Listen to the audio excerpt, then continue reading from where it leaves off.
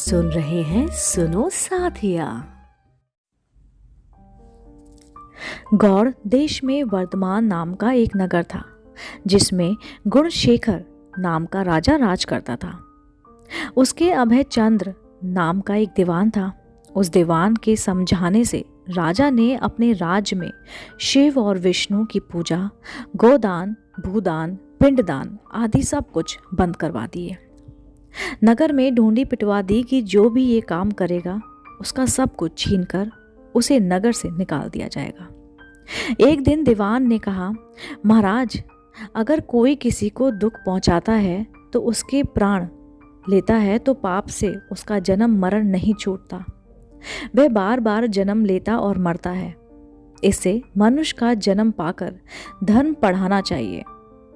आदमी को हाथी से लेकर चींटी तक सबकी रक्षा करनी चाहिए।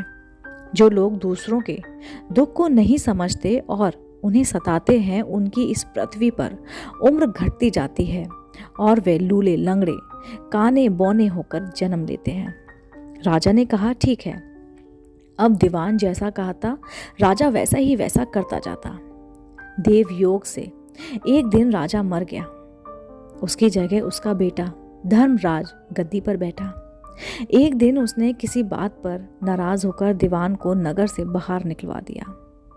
कुछ दिन बाद एक बार बसंत ऋतु में वह इंदुलेखा, तालावरी और मृगावती इन तीनों रानियों को लेकर बाग में गया।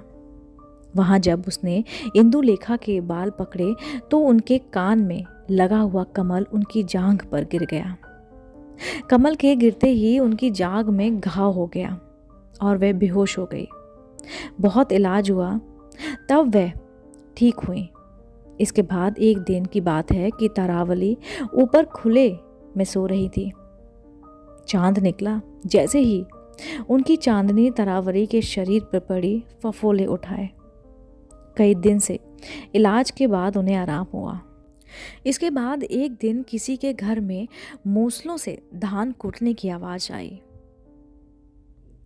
इस आवाज को सुनते ही मृगावती के कानों में छाले पड़ गए। इलाज हुआ तब जाकर वे ठीक हुई। इतनी कथा सुनाकर बेताल ने पूछा, महाराज बताइए, उन तीनों में से सबसे ज्यादा कोमल कौन थी? राजा ने कहा, मृगावती, क्योंकि पहली को तो घाव और छाले कमल और चांदनी के छूने से हुए थे। तीसरी ने मूसल को छुआ तक नहीं था और उनके कानों में छाले पड़ गए। वही सबसे ज्यादा सुकुमारी हुई। राजा के इतना कहते ही बेताल 9-11 हो गया। राजा बेचारा फिर मसान में गया और जब वह उसे लेकर चला तो बेताल ने उसे अगली कहानी सुनाना शुरू कर दिया। दोस्तों, इस कहानी का मैं अगला भाग ज़रूर इस चैनल पर प्रस्तुत करूंगी। अगर आपको ये कहानी पसंद आई हो तो मेरे चैनल सुनो साथिया को सब्सक्राइब ज़रूर करें ताकि मेरे द्वारा अपलोड की गई हुई कहानी आपको सबसे पहले देखने को मिले। मिलती हूँ मैं जल्दी, तब तक के लिए नमस्कार।